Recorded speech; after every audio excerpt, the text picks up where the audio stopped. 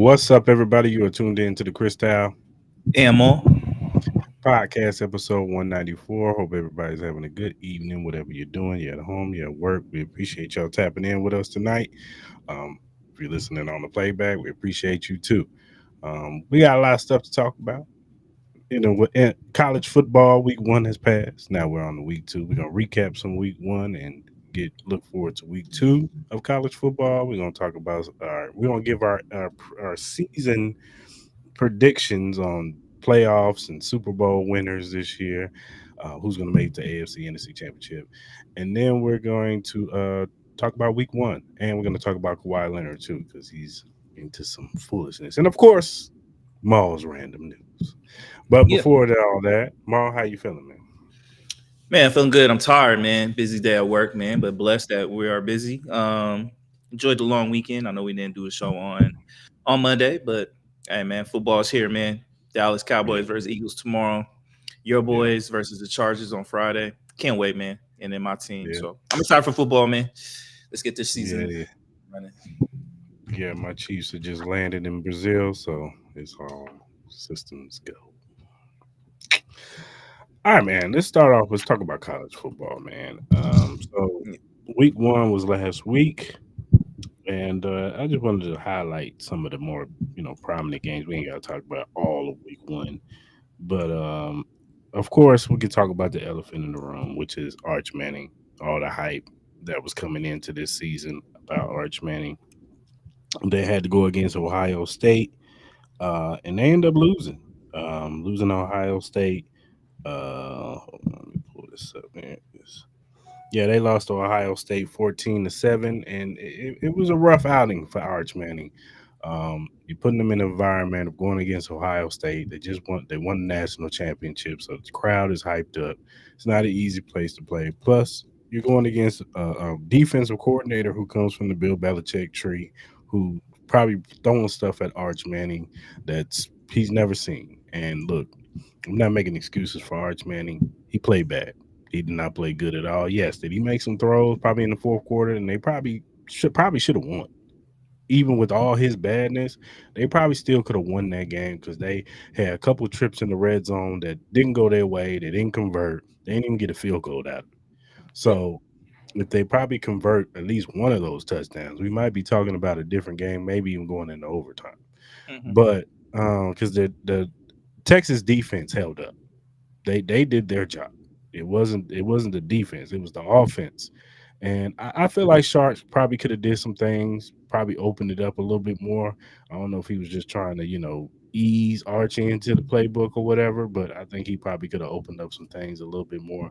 But he missed some throws. And I'm not talking about like deep shots. I'm talking about wide open throws down the field, right there in the flats, guys on crossers and drags that were wide open. I remember that in the fourth quarter when they was driving a little bit and it looked like they possibly can drive down the field and tie it up. He missed Ryan Ringo wide open. And a lot of people say, "Oh, Ryan could have caught that," but he threw it like well behind him, and Hmm. his mechanics were just off. He was just rattled. You could tell that he's never been in a hostile environment like this before. The last time we saw him in a hostile environment, he came in like I don't know, like the second half of the Georgia game. Hmm. So it was already doom and gloom then. So you kind of can't fault him for that. But this game, it just didn't look right. All that hype is dead now. So now Shark, he has 3 games against 3 cupcakes that he needs to build Arch Manning's confidence up because after these 3 games, he has to go to another hostile environment with your boys in the swamp Mm. Yeah. Yeah. against another young quarterback who's going to be highly touted in the 2027 draft, DJ Mm. Legway. And Mm. if he gets outplayed by DJ Legway, there's gonna be some issues. People are gonna really be talking about Arch Manning, and they're gonna be like, "Oh, he's a bust. He's overrated." They're already saying he's overrated, but he needs reps, and maybe Archie was right about his grandson. Maybe he needs a couple of years before he comes out because he just needs the repetition. That was our complaint with Anthony Richardson. He didn't have a lot of reps. He didn't play a lot of football. I get it. He had to come out because he was off. He was a first round pick. I think he was the first overall pick. So I get it. But he needed play more football, to get more football experience, and then probably another year with Anthony Richardson probably could have helped him out a little bit more. But with Arch Manning, he needs to just get as many reps as he can get. In these next 3 games, you got to ball out, build his confidence up. Like I said, in 3 games, he's going to another hostile environment. And Florida looks like it's going to be one of those teams that people will have to watch out for. I know they play Long Island State, but they dismantled Long Island State. So Look, man. Did Arch Manning play like dog poop? Absolutely, he did. But I think we all gotta put everything in its perspective. I think um, this kid has been anointed as this next generational talented quarterback, and a lot has to do with the last name. You know, that last name is the Mannings are pretty much the football family. They've been dubbed the football mhm, family at this point. And there's a lot of high expectations off of him. We saw some tape of him when he was in high school, and he popped off the screen. We saw a couple instances last year where his athletic ability popped off the screen. We didn't see too many throws from him, but we all got to remember that this might have been the toughest opponent any new starting first time starting quarterback has probably faced in a hostile environment. Like, we got to remember that Ohio State's defense is nothing to sneeze at. Like, Caleb Downs might be the best player in the nation competing with one of his counterparts in Jeremiah Smith and some other cats. You got Sellers in mhm, South Carolina. Like, that defense, even though it did lose a lot of its pieces, that defense is really good. And Matt Patricia, obviously, you've seen it. Like, he has those boys locked in. And you mhm, expecting, Arch Manning to, throw for 300-400 yards against that team. I don't think anybody can do that against this defense. And then obviously you had another young quarterback on the other side who didn't look, who has, some high hopes on him as well. He didn't look good either. I don't think any team looked honestly really good. I think both defenses looked amazing. Even Jeremiah Smith didn't have a really good game. He had some bad drops, and we've seen what he's capable of. mhm, So I'm not gonna hold too much on Arch, man. It was a bad performance. Do I think like this takes them out of them in contention for a national title? No, I do expect Arch Manning to get better. Like, as he gets reps, as you kind of stated, they have three kind of cupcakes. I think they play San Jose State this week, and they're mhm, minus 37 favorites going into that game. So like now come back to me again if he struggled this week and the next week against some lower tier competition, then we can have a serious conversation about the overhypeness. I think he was overhyped anyway, just from the anointment that you got cats like Powell Feinbaum saying he's better than Cam Newton and Tim Tebow and all this other type of stuff. And obviously we know that's not true. We got to let this young kid mature and be his own quarterback and have set his own career, and then time will tell whether he should belong in those conversations as far as in college, and whether he should be in those same conversations as his uncles. You know what I mean? So at the end of the day, man, I think a lot of people just got to give him a little bit of break, give him a little bit of grace, understand the competition that was in front of him. I think I don't think, unless my man threw for 300 plus yards for 4 TDs, I don't think anybody would accept anything lower than that. So I think Texas will be mhm. fine. I think they're too talented to not compete for a playoff spot and potentially compete for a national championship.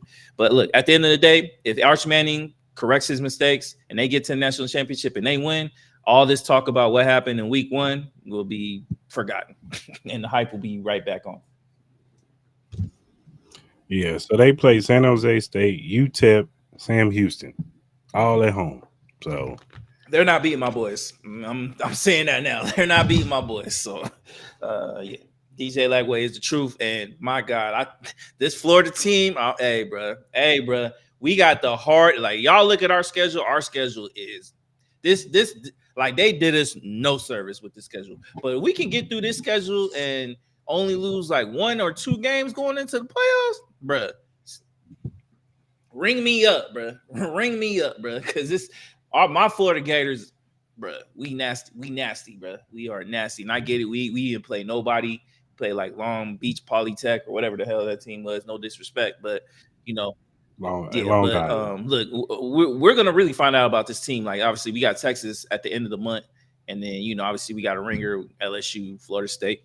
We got them all. Every national ranked SEC team we is on our schedule. So um, this team is gonna really we're gonna really find out if this team is in DJ Lagway if he's really the truth. And I'm a firm believer from what I've seen.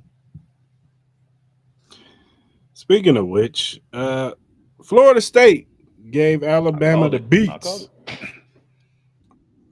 31 to Mm-hmm. 17. Tommy Castillos, he had 152 yards in the air, but he had also had 78 yards on the ground with a touchdown. But it was all about Florida State's Mm-hmm. defense. They were just Mm-hmm. swarming, and Alabama had no answer. Their defense had no answer either. They couldn't do nothing with Florida State. And Kellen DeBoer, he's not the best. I'm surprised they didn't run his ass They out of trying to, Alabama. but After I heard the airwaves of Alabama no, there fans was one. crashing He was out. hilarious. So He yeah, was I heard hilarious. one on Paul. That, I mean, He was on Paul yeah. Feinbaum's show, and he was crashing out. And yeah, it was bad for Kellen DeBoer, but they're gonna have to fix some things, and hopefully this is just one of those things where they got caught with their pants down. They didn't look prepared. They didn't look like they were ready to play Mm-hmm. football. And hopefully, for Alabama's sake, this is just one of those things where you play a good team too early and you ain't ready. You ain't ready, and we'll see how they look these next few games if this Alabama team can get it together because it ain't looking good right now. Yeah, honestly, I'm gonna be the same way with this Alabama team. I think people underestimated this Yeah. Florida State team. I think I said it last year. I thought the Florida State team last year was as talented as ever. I just thought they lost all hope with DJ Ugalali. I keep butchering his name, but and I apologize. But look, man, my man killed all their spirit, bro, just by the way he played. Like he had no swag, no confidence. That offense just looked putrid. Um, and you just see what Castellanos. I don't even think Castellanos had a excellent game. Like it's not like he wowed us. Mm-mm. Like he had some moments with his legs where it was really good. And I don't know who I think number 12 is on the receiver. My man Speedy Gonzalez, bro. My man was cooking.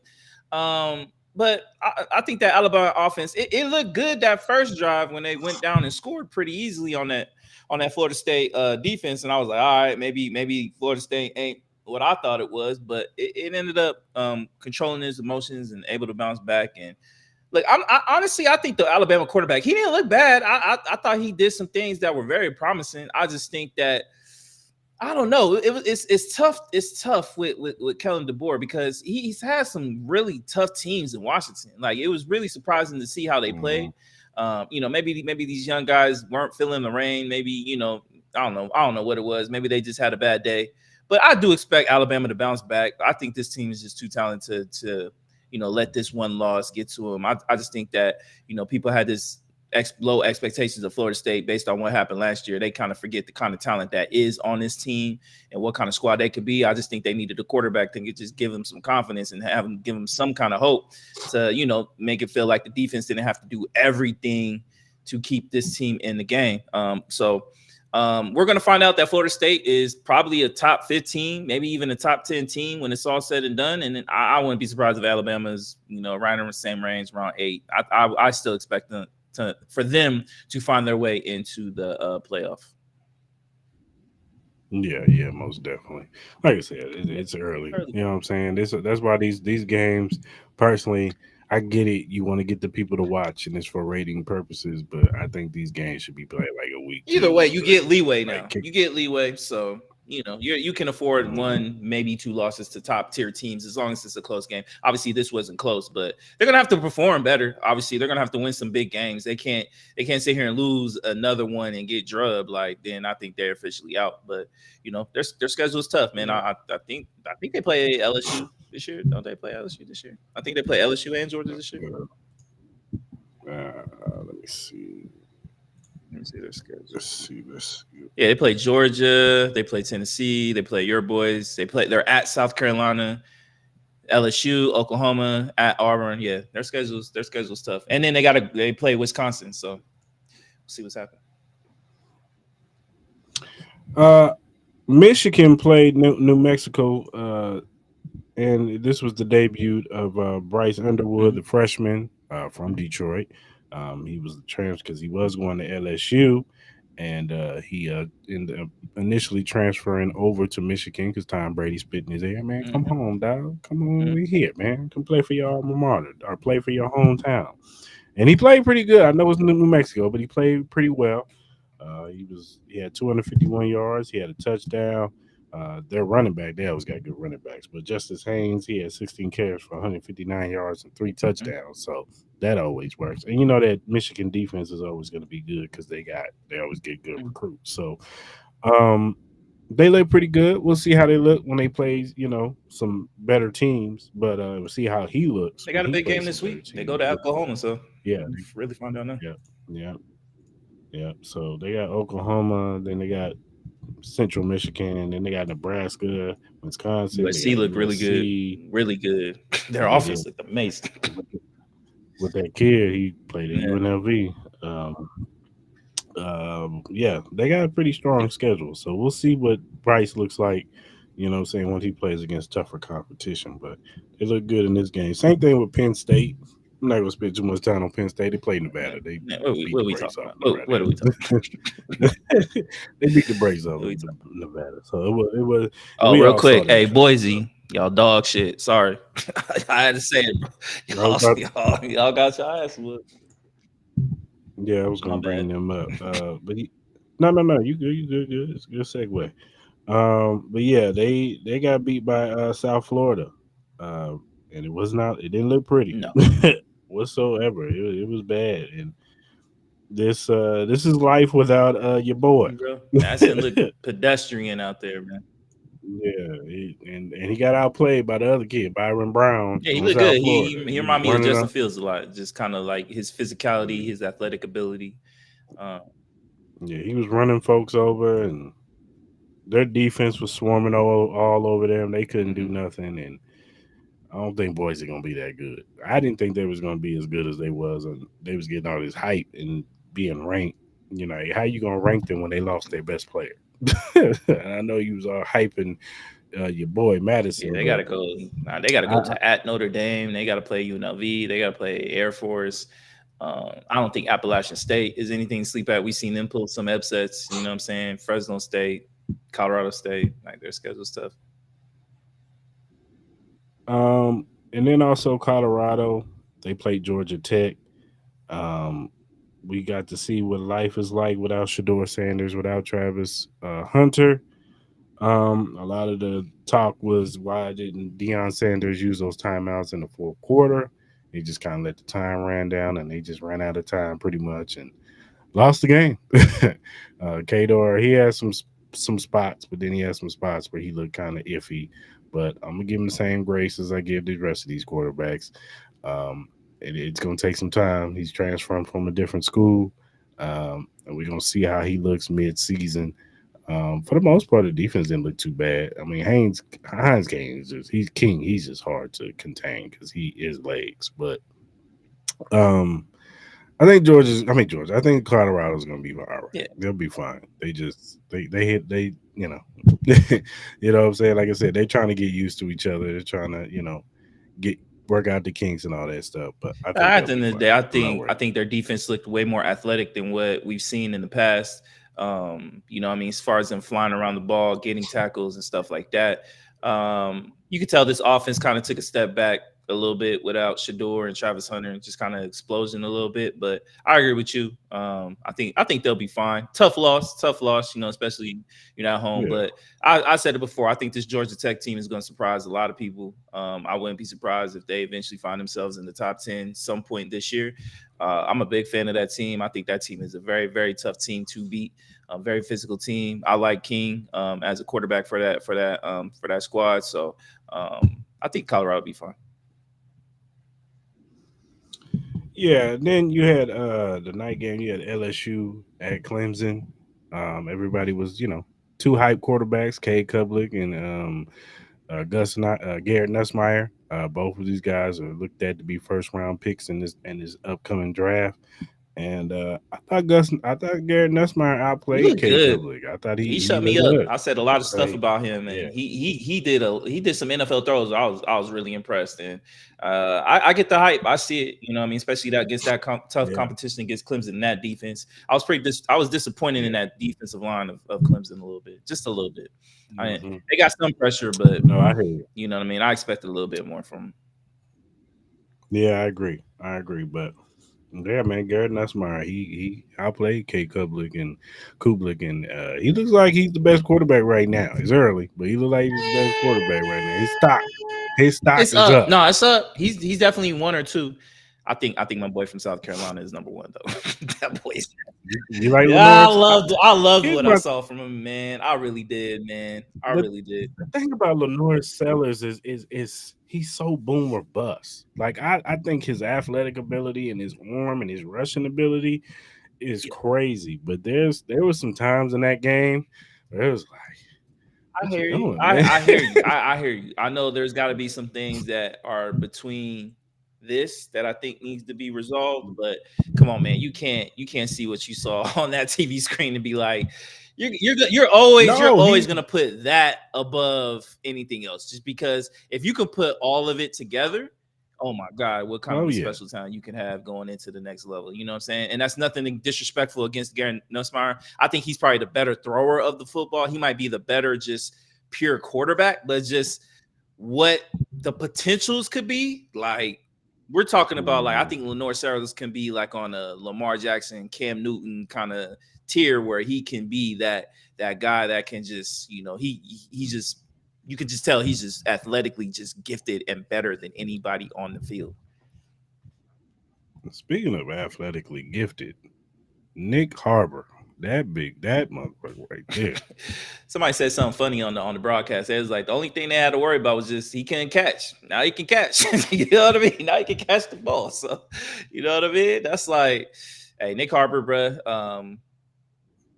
That dude is huge, dog. He's 6'5", 250. Bro, if they both come out, are they both on the same track to come out at the same time? Him and Jeremiah Smith, or is he coming out this year? Uh, no, Nick is projected to This year? come out this year, and he's projected to be a first round pick too. Bro, hey, you look good in the Raider jersey, bro. I ain't gonna cap. You look good in the Raider jersey, my boy. Yeah, give me a little Nick Harbor, you know what I'm saying? Especially if we can't get our quarterback, you know what I'm saying? But hey, man, Nick, you know what I mean? Come to Vegas, bro. You know what I'm saying? I'll hook you up with Tyra. This you crazy. Uh, you crazy. No, but yeah, he looked good, man. He looked good. He had a few drops, but outside of that, he made some big catches, and that dude is if he could put it together, we looking at like Julio Jones, Calvin Johnson type, because this kid got track speed. We talking about Tyreek Hill in a 6'5" body. Yeah. Well, we're gonna find out real quick about LSU though, to get back to that game because they play my boys here in 2 weeks. Yeah. So on fight weekend is LSU versus Florida. So my eyes gonna be glued to that right before the fight. So And then you of course you had the next day you had Miami versus Notre Dame.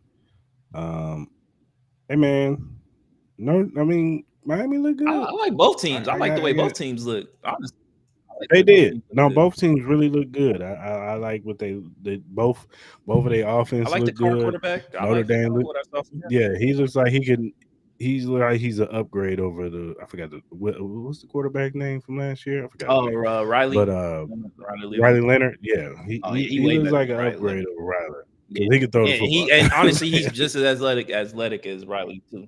Yeah. But hey, Carson, Look man, good. Hey man, look, you- maybe getting away from that girl was the best thing for him. You know what I that mean? and He maybe getting away from that Georgia pressure too. That had to. You know what pressure I'm of saying? getting in There's that. pressure with Miami too. Like I It may not is, be as but big as Georgia, but there is some pressure with Miami. what But CJ Daniels kid. yeah. Nah, this to me, this looked like a playoff game. This looked like a college football playoff game. I wouldn't be surprised if we got a rematch in the college football playoff game. I thought both of these teams looked really good. Even Notre Dame in a loss, Mhm. it was just a tough atmosphere. I think both of these schools are going to be. I could easily see both of them in the college playoff. I can't wait to see Miami go against the Clemson. Do they play South Carolina this year? Cool. Miami, do they play South Carolina this year? I don't know. Nope. See, look at this. This is how tough my Florida Gators schedule is. We play them the week after we play LSU. We play them the week after we play LSU. And then Miami will play Florida State right after that. And then they got SMU. And then so they don't even play Clemson this year. Shout out to Chris Johnson's son. I know he transferred to SMU. But he balled out. Yeah, Michael Irvin, man, he got lay off the cocaine, bro. He was extra. Extra. Bro, listen, I hate to break this, but I don't think anybody understands how bad my Gator schedule is. We play at LSU, at Miami, then we play Texas, then we're at Texas A&M. Then 2 weeks after that, we play Georgia in the Cocktail Bowl, and then we go to Ole Miss, who's ranked number 20. Then we play Tennessee, who's number 22, and then we finish with Florida State, who's ranked 14. Who made this fucking schedule? Who made this schedule, dog? Who hates us in the SEC? Who hates us that bad? Are we like the Raiders of the SEC? Like, this is crazy. This is insane. And then, of course, I got to talk about hometown because I did watch all this game. UNLV, they beat Sam Houston State 38-21. They look really good in this game, especially offensively. Defense looked like they had a little bit of grow from first game to the second game, getting pressure on the quarterback a little bit. But this Anthony Calandra kid, he's the real deal, y'all. From what I saw, this kid is a playmaker. He's a gamer. He had 249 yards, 2 touchdowns. He had that one bad interception, but outside of that, my man was out there balling, and he ran a touchdown in. I would have liked them to get Jaden Thomas, but they probably saving him for UCLA, like you said. He still had 9 carries, 65 yards, and a touchdown. So that's still off of 9 carries. That's not too bad. And he still has 7.2 yards a carry. So the way UCLA played last week, they might not have a need. They might not have a need. And then the Jaden Bradley kid, he had 6 catches, 125 yards, and a touchdown. And he's a big kid. He's like 6'4". Right? Yeah. He's a big guy. Go up, throw the ball up, go up and get it, kid. But he had a little speed on him too because he was running past people. So I like what I'm seeing from UNLV. I think Dan Mullen's gonna have this team like looking like something by mid-season. We're gonna be talking about UNLV. They was talking about them like last year, but this team looks like it's gonna be legit for real. Yeah. Unfortunately, I didn't get a chance to watch the game. I was right during when I went to the Clips concert. Shout out to the Clips, amazing concert. But I'm excited to see the game against UCLA. See how that goes. So. And the kid Armis Brown, he had 2 sacks. He looked really good. UNLV look really good, man. I'm encouraged on what I'm seeing from them. So, but we got to talk about Mr. Belichick. Had Michael Jordan in the building, had Lawrence Taylor in the building, just to put on that pathetic display of a football game. 48-14. TCU drugged them down the field, and they on social media talking shit too. Yeah. Like they dragging Bill Belichick, but look, it's gonna take some time from that for Bill. Like he got all his players are from the transfer portal, so they gotta learn how to work together. He got to figure out his quarterback situation. They look like they weren't prepared. They look like they hadn't played football ever. And TCU looked like they was playing a high school team. Like after that first drive, it just went downhill. It was like everybody was like, "Oh, okay, the first drive went well. They scored and everything," and then it just said, "Yeah, it just came down crashing." It was pretty bad, but look, man, it's his first game. I'm not gonna. I'm honestly, I'm not even gonna put too much stock this year because this is his first iteration of him trying to.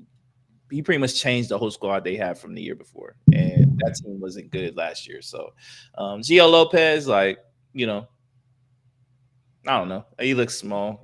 You know what I mean? Like, you know what I mean? He kind of gives you like them, like, Division two vibes. You know what I'm saying? Like, Mm, you can tell he's not going to be the guy that get them over the hump. But I agree with certain aspects with certain guys I've heard on TV. Like, I think I was listening to the new show with Gilbert Arenas and Skip Bayless. I think Akeem Talib and all those guys. They kind of stated like, North Carolina could be Oregon West. Especially with the Jordan logo, and I'm sure they can get the money. From certain avenues, what I mean, with Tar Heels. I know they probably got some big pockets that donate to that school. So yeah, give him a couple years. If he's willing to be a part of that program for a couple years, I think they'll be solid. I still get weirded out by the whole situation with him and his girl and how involved she is with the whole football program. It just looks weird.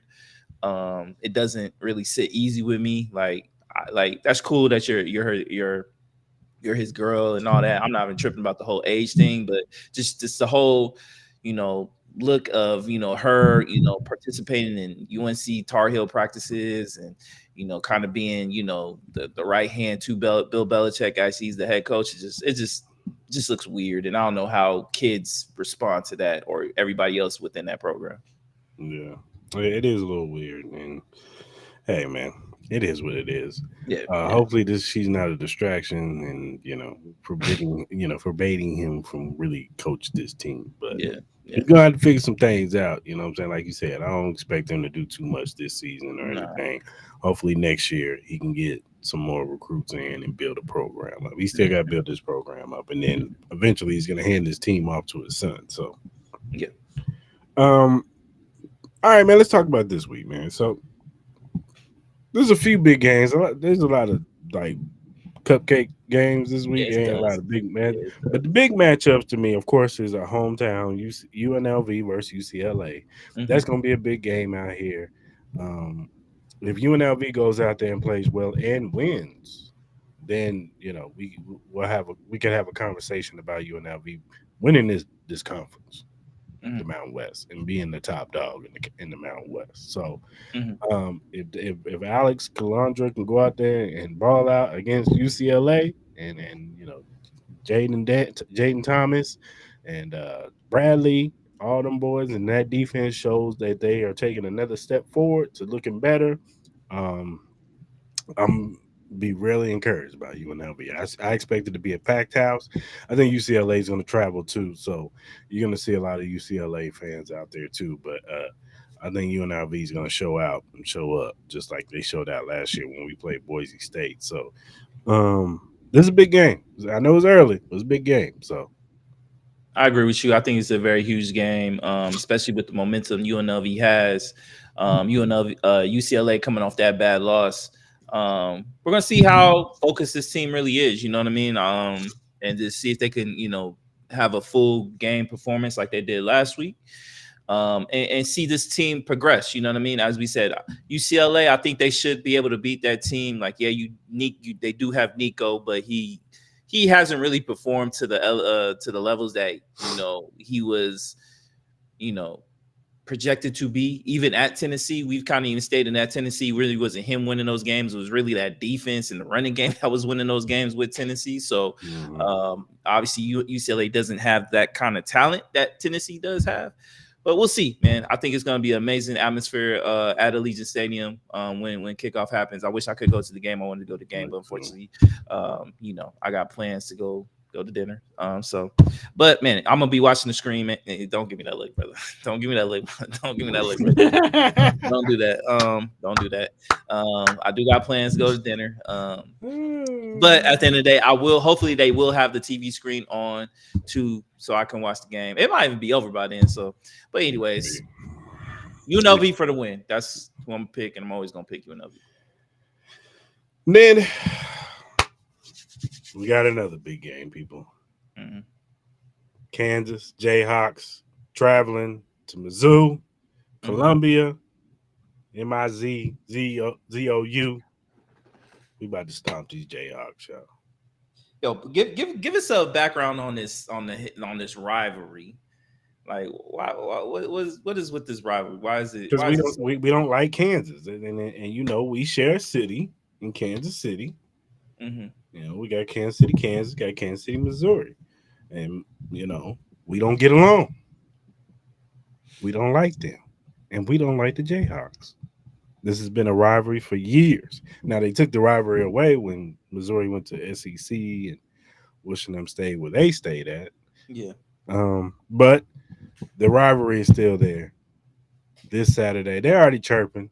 All you Jayhawk fans, I hear y'all. Y'all talking trash. You know, Ty, Clarence, I hear y'all. Are they Mark, going to the game? Are they going to the game? probably a lot of them going to the game. Shout out to my boy D Mac. Shout out to CJ. You know what I'm saying? They probably gonna be in the building. You know what I'm saying? So my boy Boogie. You know all of them. You know what I'm saying? So yeah, man, we about to put a beat down on them. What time? What time is that game? On That's at Saturday. 12:30. Oh, 12:30. All right, for sure. So you got to Keep my put eye that on. on TV, man. I got you. I got you, brother. And I like this kid. What's his name? Pabelia. Yeah. He's the transfer Bia Pabilla, whatever his name is. He's the transfer from Penn State. Hmm. He was the backup to Drew Allar. He came over. You know, my man James Franklin was like, "Yeah, Drew coming back. You might as well transfer, dog." Right. Right. And he won the job last week, fair and square. When they played, I think Central Arkansas. Of course, they beat the brakes off them. But um, I like the way his defense is looking. Hmm. I think we're gonna put something on Jalen Daniels. Now Jalen Daniels been balling these past two games. Yeah, he looked good. I gotta get the man his props. My man is out here balling. He trying to put his name in the Heisman race. He looking good. I gotta give him that. You know what I'm saying? But I think we're gonna put the beats on. We in Columbia. The crowd's gonna be hype. There's gonna be Jayhawk fans out there too. I know, but yeah, man, it's going down on Saturday. For Just know sure. that. For sure. Look forward to watching that. So that should be a good game for sure. For sure. Who else is playing? There's not really too many games. Of course, Obviously, I think the marquee game is Michigan at Oklahoma. That's probably the marquee game. yeah, yeah, Michigan, Oklahoma, 4:30 game. We said before, Bryce Underwood. See if we can go into a hostile territory in Oklahoma. You know, that's Yeah. going to be a hostile environment, and that stadium's going to be rocking, and they're excited. They got a quarterback too that's really good. He's the transfer, I think, from Washington. Um, if I'm not mistaken, yeah, Mater, whatever his name is. He looked good in last week. He had like 392 yards, 3 touchdowns. Like he balled out. So this is gonna be a good game. Should be a good game. I'm excited for this game. I think Oklahoma's gonna turn some heads this year too. I think they're gonna be better because they got a better quarterback. Because what's his name, Jackson Arnold? He was not good. He Hmm. didn't. He didn't look good last week with Auburn. Now, even though they won, his legs, yeah, he can run, but he can't throw to save his life. So, Hmm. No. but Yeah. this Mater kid, he can throw the rock. My man can throw the rock. You gotta know how to throw if you come from Washington State. That's all they do. Yeah. That should be a good game, man. I'm excited for that game. No, I mean I'm excited to watch both of these teams. I watched a little bit of the Michigan game. I didn't get to watch too much of it, but I'm gonna lock in on this one. See what both of these teams look like, Underwood and Oklahoma, and him. This is his first true road test. Playing at Oklahoma, we all know the kind of atmosphere that they have. That place is gonna be rocking. I think this might be the first time Michigan has been played there. I think ever, isn't it? Or they played there before? I don't know. This might be their first time ever going to Oklahoma. So if that's the case, you already know this. You already know Michigan fans travel, so you already know you're gonna see a section of blue and yellow in that thing. So, but hey, I'm excited to watch the game. Yeah, I am too. Who do you got? Who do you think gonna win that game? I don't know. I think I'm a because they're at home and Bryce Underwood is a freshman. I think I'm a roll with Oklahoma. Oklahoma. I don't think it's gonna be a blowout, but I do think Oklahoma's gonna pull away in the fourth quarter. I do think they're gonna pull away in the fourth quarter. Now that defense, if they can get pressure on this on dude, then that defense can save a life. If they can get the running game going, then Yeah, that could help that kid a lot, especially in the play action game, because he's a big boy. yeah. Like I saw one play, he handed it. I think he did like a toss to the running back, And then he went out and blocked some and blocked the shit out of them. I was like, God damn, the quarterback. That's a big kid. So we'll see. We'll see. For sure. All right, man. We got to talk some NBA because my man Kawhi Leonard out here living foul, yo. All right, he got some scandals going on. I'm gonna play this clip, and then we'll react off this clip. Hopefully, it's the right clip.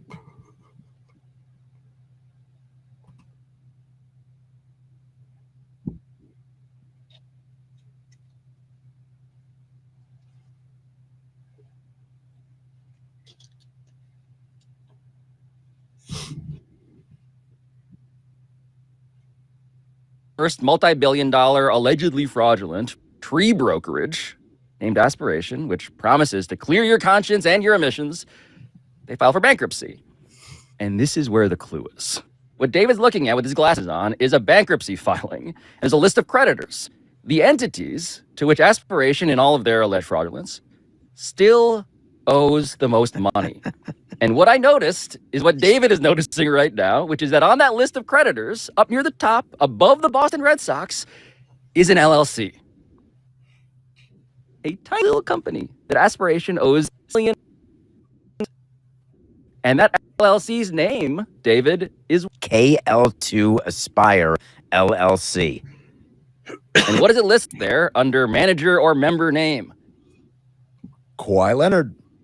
Whose NBA jersey number, just to connect all of the dots here, happens to be what? Number 2. So then the question is, the Aspire part of KL2 Aspire LLC, right? Because, okay, he's getting all this money, millions of dollars. What I started doing was scour the internet for any mentions of Aspiration. Any appearances, tweets, quotes, Instagram posts, anything by Kawhi Leonard endorsing Aspiration. And this was hard to find, which also might seem weird, right? Because every other celebrity Aspiration gave money to was well known. There was Drake offering a statement to Rolling Stone. There was Doc Rivers, Kawhi's own head coach. Robert Downey Jr. was cutting his commercial. That was the whole point of paying the A-list Avengers. But the grand total number of times that I found Kawhi Leonard ever publicly referencing Aspiration, 0 times. Right. Kawhi Leonard mentioned Aspiration. And so what I started doing was reaching out to dozens of former Aspiration employees. A grand total of 7 of them ultimately agreed to interviews, which is also how I have exclusively obtained this signed and executed document. In consideration of the rights and benefits granted to company hereunder, the company will pay KL2, which is Kawhi, $28 million in cash during the term of this agreement. Company will pay KL2 $7 million each year of the term. That is Kawhi Leonard's autograph. I convinced one very important person who worked in the finance department of Aspiration to go on tape. And I didn't so much as discover it as I was told about it. What was your reaction? What were you told? My reaction was, what the fuck? And I was told, like, oh, these are the major contracts and the major players you really need to be aware of. And we went through a litany of, really, really top tier name contracts. And then, oh, by the way, we also have a marketing deal with Kawhi Leonard, a $28 million organic marketing sponsorship deal with Kawhi. And that if I had any questions about it, essentially don't, because it was to circumvent the salary cap, LOL. There was lots of LOL when things were shared. Did you ever see proof of Kawhi Leonard marketing or endorsing Aspiration in any way? Never, not once. The single largest payment to an individual for marketing that Aspiration ever made has completely evaded all press. It's honestly incredible. Nothing. He didn't have to do anything. In other words, Kawhi Leonard got from Aspiration a $28 million no-show job. Yeah, it's amazing. I'm honestly so... So, yeah. How are you feeling about this, sir? There's some serious allegations, man. People got to remember. I think around this time, this is around the time when Kawhi Leonard was in his free agency part after his championship run with the Toronto Raptors. We got to remember it took him almost 3 weeks, past free agency for him to even finally make a decision. And then obviously you got to remember his Uncle Dennis, Kawhi's uncle, who's one of his representations going through the process. There were rumors of him making some illegal demands. You know what I mean? We've heard it from the Toronto Raptors. We heard it from the Los Angeles Lakers that, they asked the NBA to do an investigation. They did an investigation and they didn't find anything. Pablo Torre, he's been an excellent journalist. We haven't seen the likes of this since, olden days, where people actually go research and, try to find these news stories, man. And I think he did an amazing job. And, he stated that he has over 3,000 pieces of documentation. He has 7 witnesses. I just think at the end of the day that it doesn't look good. And if they find any reasonable situations where they try to circumvene the salary cap to pay him underneath the table, there's I think that's very damning on the Clippers organization, and I would expect them to they need to get punished. And this is Adam Silver. I know Adam Silver has this reputation that he is an easygoing kind of commissioner. He does have 2 instances where he did ask the owners to vacate their ownership and proceed to sell their teams. But we'll see, man. Ballmer is the richest sports owner in the world, man. He's the 6th, 7th richest man in the world. And it's going to be very interesting how you try to punish this man. You're going to have to do something. If this is true, if it is true, I will state that we don't know. We obviously the NBA is going to do their research and their investigation, and we'll see if they find anything and what they come up with.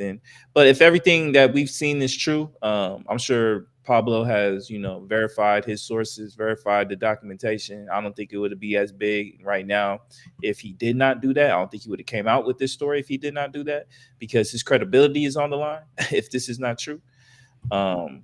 It's gonna be quite interesting to see how the NBA responds to that. And I think even Pablo even hinted during his Dan Patrick show that he potentially might be looking into the Knicks situation with Jalen Brunson, because people were kind of raising little eyebrows about that whole situation on how the amount of money he left on the table.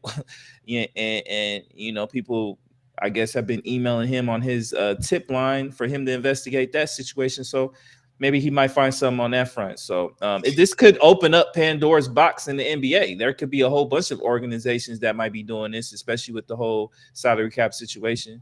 But hey, man, what a way for the NBA. Training camp's about to kick off, and I'm sure this is not the news Clippers fans and that organization want to deal with about to head into training camp at the end of the month. So, shout out to Ty Lue, man. That's the home. I know he ain't happy about this shit because it's not gonna be good. Now he gotta answer questions about this. Well, were you in on it? Well, my thing is and the crazy thing is that when Pablo went on the Dan Patrick show and kind of hinted, like they were still paying Kawhi Leonard all this money when they were broke. Like they still owe money to, as I said, Drake and the Boston Red Sox, and I think it was Cindy Crawford and all these people, but they were still paying Kawhi Leonard $7 million a year for $28 million. I think it even states in the contract that the payments would get voided if he left the Clippers organization. Steve Ballmer funded this $50 million, and then yet he was still getting paid for doing absolutely nothing. You know what I mean? For absolutely nothing.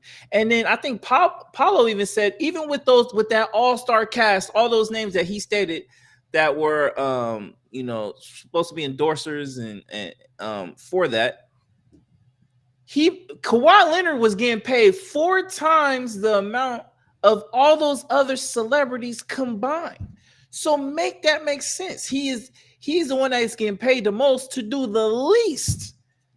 And he's on the team that Steve Ballmer owns. And anybody that's trying to tell me that does not look good, or is saying like, it's whatever. Like, you even got some cats like, Paulo Torre is, diming him out, and all these people. I'm like, bro, he's doing stuff that is illegal under the CBA contract. That is spells of losing draft picks. They can even void Kawhi Leonard's contract. They can't even do that. So this can get really, really serious. Obviously, we're not going to know anything. This is going to take months. Maybe we might not find anything until end of the year or the end of the season. But it's going to be interesting to see what they come out with. Yeah, for sure. It's going to be crazy. It's definitely going to be crazy. So. I can't wait till Clippers open the day training camp and hear on Kawhi. Kawhi ain't going to say much, but it should be interesting. Yeah, for sure.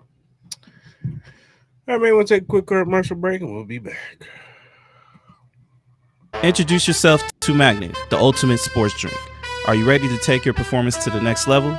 Do you want a sports drink that eliminates the muscle cramps and fatigue when working out or training?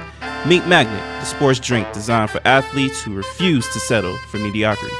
It's power-packed electrolytes and rehydrates and restores balance with their scientifically formulated blend with magnesium that fights fatigue and boosts endurance.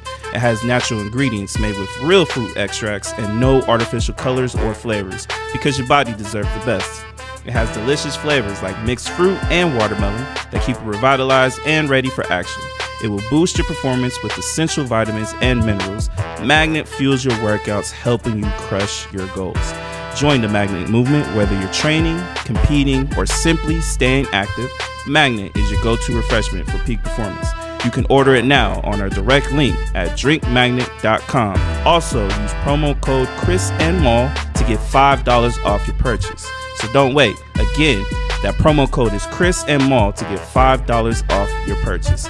Get Magnet, push your limits, fuel your passion.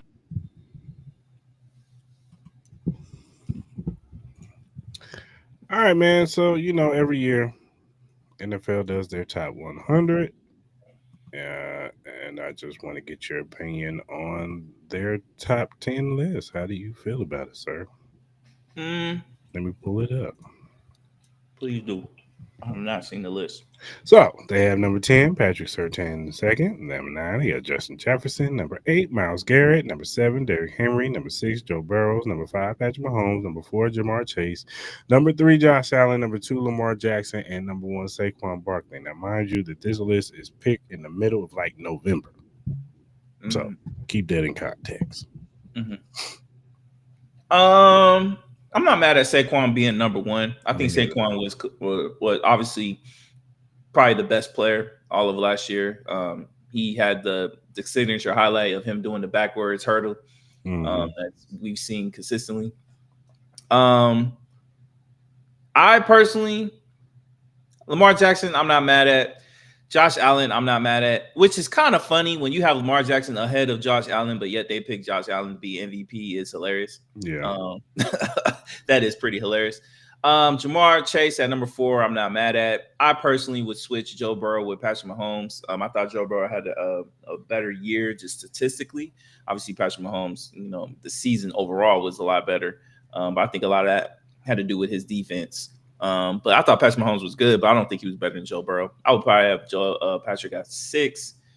Derrick Henry at 7, I'm cool with. Yeah, honestly, I'm not really mad at the whole list. I might, toggle, some here and there, but overall, man, I can't really complain about this list, honestly. It's just, I think the main thing is I think it's just hilarious that Lamar Jackson's ahead of Josh Allen, but yet they voted Josh Allen to be MVP, so shouldn't Josh Allen? Well, because this list is supposed to be picked by the players, so. Nah, this is a list picked by the players, so this is how they feel. So I see why, a lot of players, they love Lamar Jackson. Yeah. Saquon is well deserved to be the number 1. He ran for 2,000 yards and he won the Super Bowl. But like I said, this is a November list. But I'm just saying he won the year he had. He deserves to be number 1. Yeah. Yeah. I'm not mad. You could have named Lamar Jackson MVP this last year. He had the numbers. He had better numbers than Josh Allen. Um, Josh Allen, of course, he won the MVP, so I'm not mad at him being number 3. Jamar Chase was a Triple Crown winner, uh, so I'm not mad at him being number 4. I hear you about the Joe Burrows and Patrick Mahomes. You want to switch them out? That's fine. Personally, I know Derrick Henry had a great year, but I'd probably put Myles Garrett over Derrick Henry. That's just me. Yeah, I can agree. I would put Myles Garrett over Derrick Henry, but I get it. He had a great year, but Miles had a great year too. So, when he defensive player of the year? Yeah, Myles Garrett was defensive player of the year. Yeah, so I'm just saying. But Justin Jefferson is Justin Jefferson.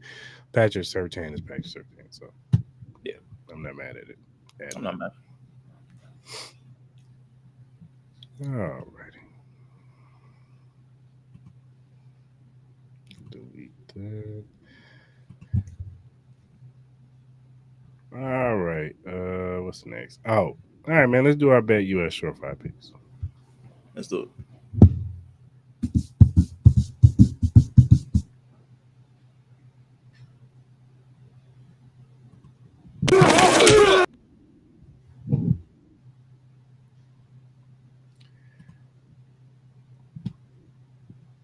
All right, man. What you got? So obviously, big day tomorrow. You know what I mean? NFL kickoff. We're finally kicking off NFL week 1. Super excited to watch this game. Super excited to watch the Eagles drub the Cowboys. You know, they did trade Michael Parsons. So I got the Eagles -9. I think they're going to cover, and I think they're going to win pretty big because that's just how I feel. I just think the Eagles are just the overall better team. I think that defense is going to swarm them.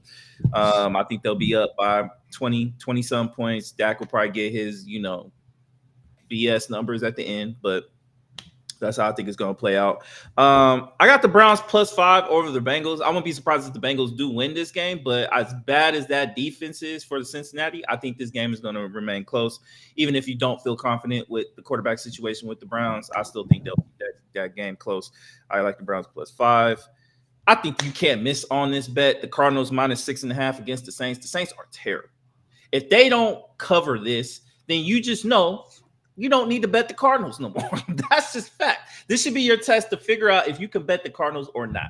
No. I will bet this. I will put money on this. Cardinals -6.5. They should drub these Saints. If they lose, then look, you just know for the rest of the year, don't touch the Cardinals.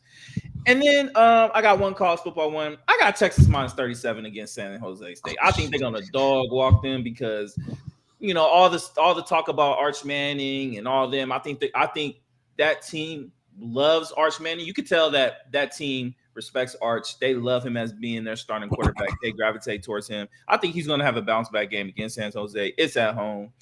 They're going to drub him. I got him -37. I'm going to take that. Okay.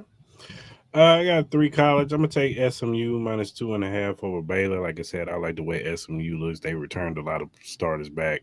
I know they don't have Rashard Smith, but Chris Johnson Jr. out there looking like his dad balled out. So they look like they're just going to leave off what they left off last year. So I'm taking home team Mizzou -6.5 over Kansas, baby.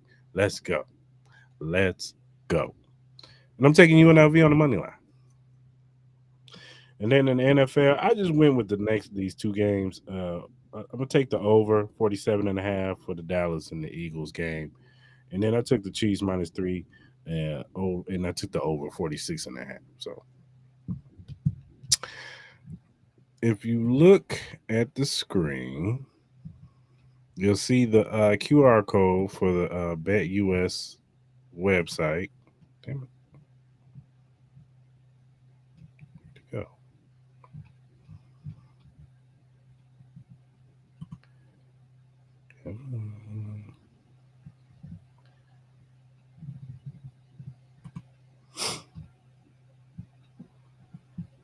Okay, there you go.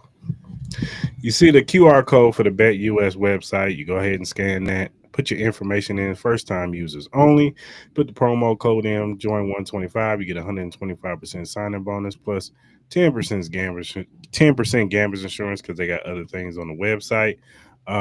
That means 3 risk-free bets on the first 3 deposits on $100 up to $5,000. So if you bet $100 on your first 3 deposits and you lose, you get to keep your money. So you can keep your money on your first 3 deposits, or you can go over there and win some money. Now, after your first 3 deposits, if you lose, that's when you play it. You're gonna lose your money. So go ahead and go to BetUS or Bet Us and put your information in and tell them Cris Style Mal sent you.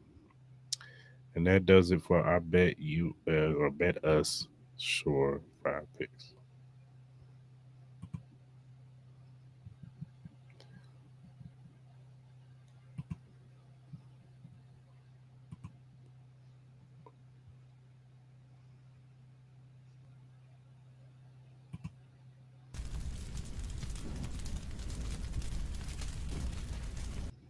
All right.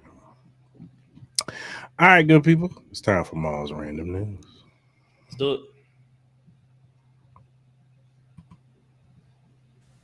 It is now time for Mal's Random News.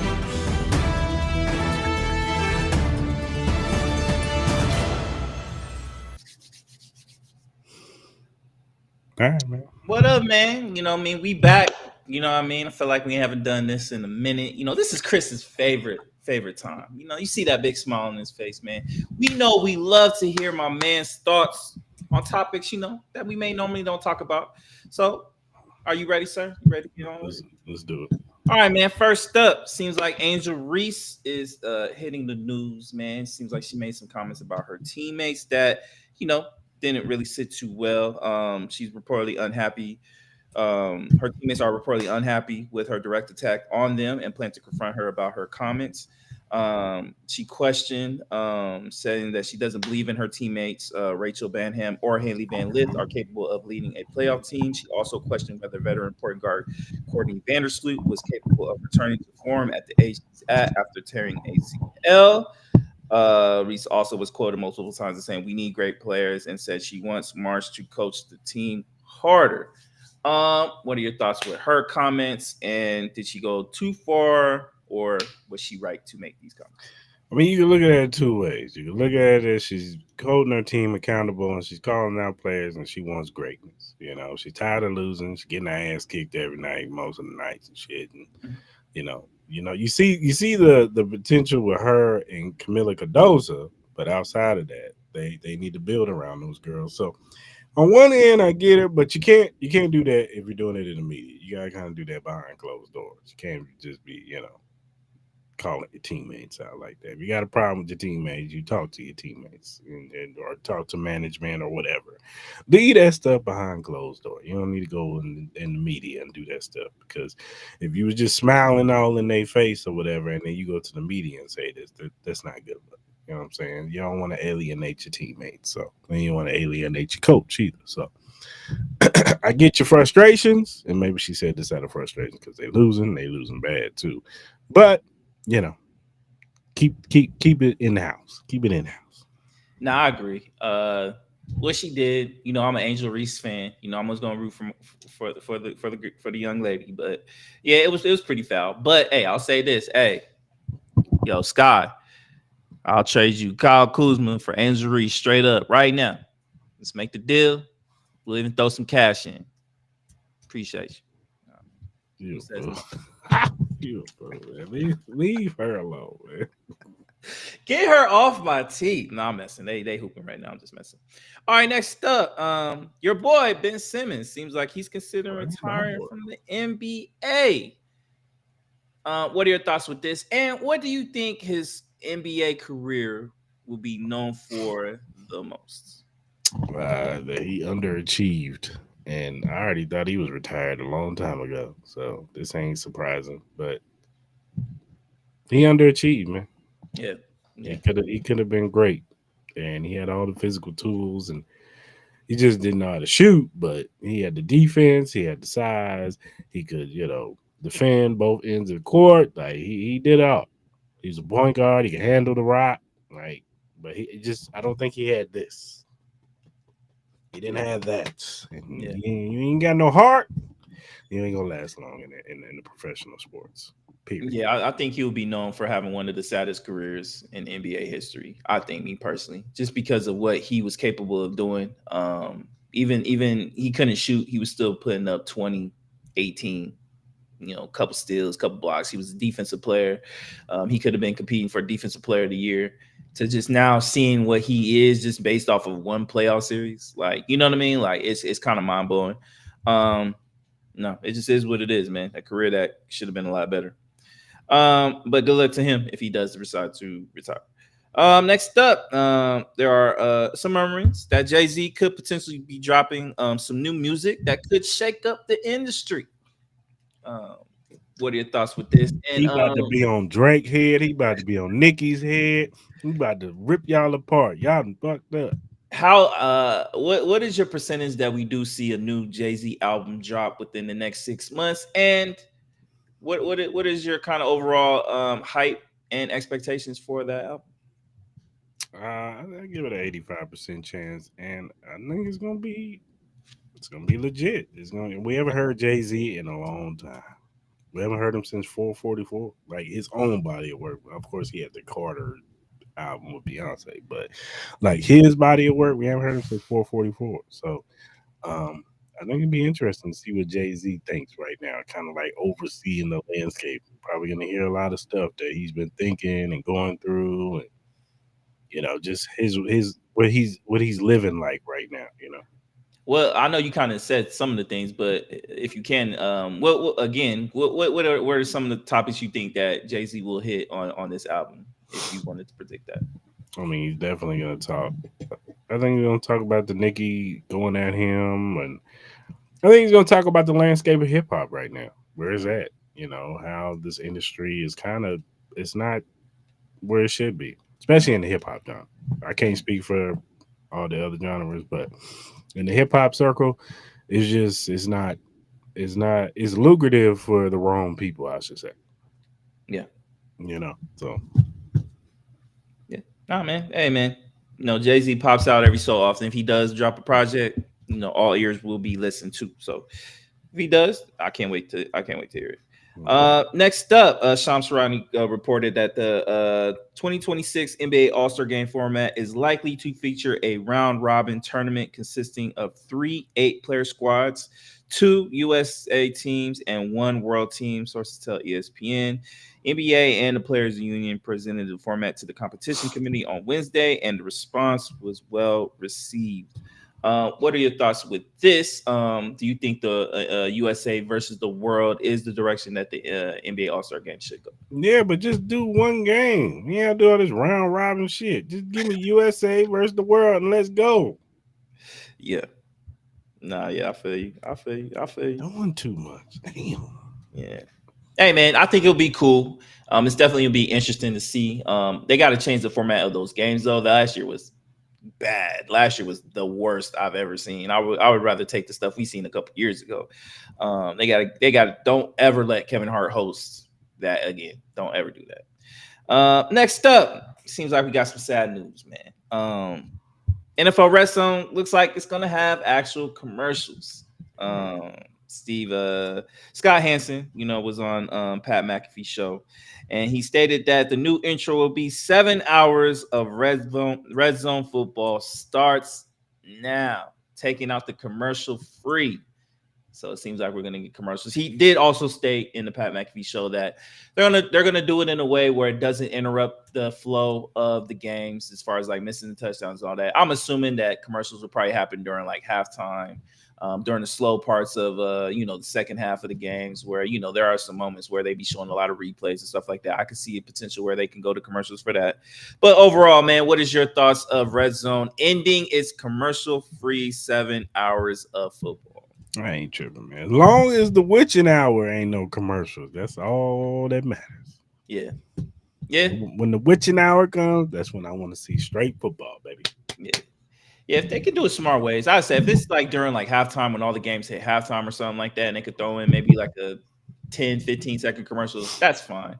During the parts of the afternoon where it's just like, all right, like, these games are not good, or they're all at halftime, or it's kind of slow motion, no one's in the red zone part of the game. All right, cool. Throw on like 30 seconds of commercials. They could do it right, like, and I don't think anybody be Man, bothered. y'all don't care who scored a touchdown in damn Cardinals and Saints. Yeah, you do, because of fantasy and your bets. Yes, you do. Don't even lie. Yes, you do. Yes, you do. Yes, you do. We got a lot of degenerates in this world. You're right. You're right. Got a lot of degenerates. You got me there. Yeah, I'm one of them. Yeah. Nah, yeah, you are. You are. All right, next up, your boy Stephen A. Smith says he's leaving the door open to be running for president in 2028. I have quote. He says, "I have no intentions on being a politician, but I left the door open. A, because friends and loved ones of mine have asked me to do so, and B, because if these candidates appear to be as atrocious as they've been, and we don't see the light at the end of the tunnel to go up against what the other side is throwing in our direction, then I will entertain it. Yeah, I'll entertain it." What is your thoughts with Stephen A. Smith potentially running for president? And would he get your vote? No. I don't know what the brother's gonna say though. No, you know what? I give Stephen A. this. He knows his politics. He knows his stuff. But he like being on Fox News though. He loves. I gotta hear what his policies and stuff are before I vote for this brother. Yeah, that's true. That's true. I'm not gonna blindly just go for him. He's black. He's not, because he's not a Republican. He's not a Democrat. He's an independent. Which I like. I actually like the independency. I think me personally, more people should be on more of the independent mindset within these parties. But I agree with you. I think we got to hear his policies. I think we got to see what his future is, because whoever is going to be the president of 2028, they're going to have a lot of cleaning up and a lot of reputation to rebuild, because your boy Agent Zero is not Orange Zero is not helping. So whoever is going to be the next president is going to have its hands full that whole 4 years to try to rebuild that reputation, rebuild the relationships, rebuild the confidence within the communities that have been irked by what this representation of this new administration has done. Yeah, can Stephen A. Smith do that? I don't know, but if he has some good policies and he seems like he can, it seems like he obviously can build relationships. We see what he's done in ESPN and how he's helped a lot of young Black affluent journalists and people get on television. So I think he has the opportunity to repair relationships. I think he has a good mouthpiece for that. But again, I think it's all about the policy though. But it should be interesting though. Next up, Stream East has officially shut down. People are kind of panicking a little bit because they don't know where they can get their free watching the sports, pay-per-views and stuff like that, even though pay-per-views are going away. So I don't see how this is a big deal. But overall, man, what are your thoughts with Stream East? And if you want to, can you hint at some of the other places that people could go? No, you're not going to incriminate me like that. I knew you was the feds. You was the feds. You the ops right now. I see right now, man. Oh, that's it, man. But I did see somebody put out a list of stuff. So just type in, type it in. Do your research. All right, next up. Americans are having record lows amount of sex, even less than they did during COVID, according to a new study from Fam Studies calling it a sex recession. Do you agree? Disagree? I disagree with the COVID. I think everybody was fucking during COVID. Like everybody was having sex during COVID because there was nothing to do. But what are your overall thoughts about this new study? Do you agree or disagree? I don't know, man. I can't speak to what people are doing in their homes, but I don't know. That's an interesting thing. That would be something that I would have to do more research on, look into, see why they come up with that number. Are you personally having more sex or less sex than you would like? Hey man, mind your business. All right, maybe I went a little too far. I just didn't know if you wanted to share or not to the community. You know what I'm saying? None of your damn business, y'all.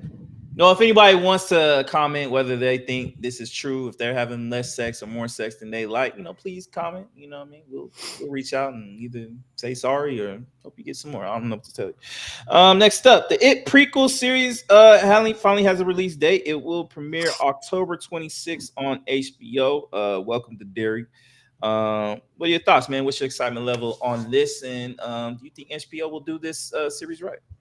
Of course, I think HBO is going to do it right, and I think it's going to be a good series. You get to see the prequel, where he came from, and how he got started, and all that stuff. So I'm excited to see where they go with this. For sure. Next up, Bella Ramsey of Last of Us has received a lot of critique for some of her performances and stuff like that. But she responded to her critics ahead of season 3. She says, if you hate it that much, the game exists. You can just play the game again. What are your thoughts with her comments? Do you think she should have made these comments? Do you think she should just ignore the critics and just continue to do what she does? Like, what are your thoughts with this? Man. A great artist named Erykah Badu said this. I'm an artist and I'm sensitive about my shit. So what you expect these actors and actresses to say when you're critiquing them and saying that they're doing it all wrong. Now, look, I've had my critiques, especially about season 2. I don't think, and respectfully, Bella Ramsey, I don't think that she should have been older version Ellie. I think they should have got somebody who was a little bit older.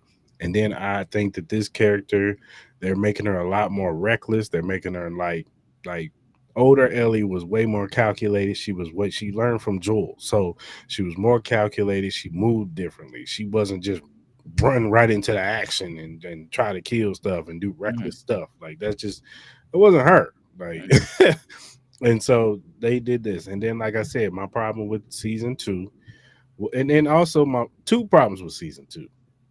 The casting of what's the girl name? The other girl?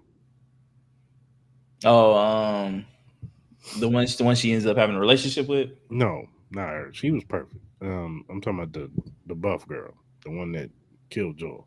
Oh yeah. What's her name? Abby. They should have got somebody who was muscular and made her a badass. Yeah, they should have. Yeah. They got this little skin, and I think they was listening too much to the fans when they had their complaints, and so they went out and got this little skinny girl, and then she's not believable on screen. You're not scared of her. Yeah. Like they should have really got Abby to be a badass to where you like, man, this girl is crazy. She killing folks. Like, and then my third problem with this series was they assumed that everybody played the game. And they should have went into it like they went into the game. And now people spoiled it. People spoiled it that played the game. But you should have went into it. It shouldn't have been the first episode. You have Abby saying, "We're gonna kill Joel." Yeah. Like you should have introduced Abby the same way of, who is this girl? What is she doing?